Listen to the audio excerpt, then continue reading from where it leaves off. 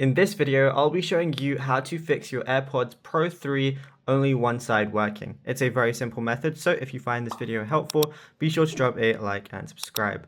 Now, this also works with any other AirPods too, so I'll just be going through it.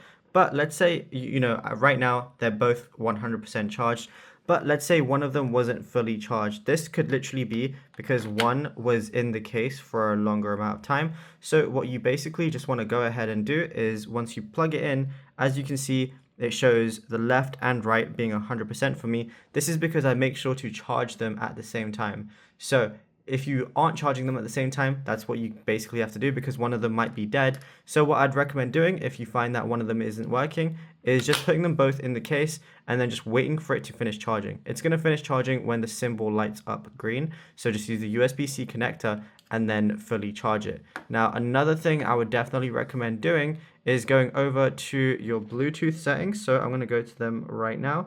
Then going to your AirPods, pressing the little I, going all the way down, and then once you do, you're going to see disconnect and forget this device. So what I want you to do is forget this device and then reconnect your AirPods, and then it should definitely work after you charge them.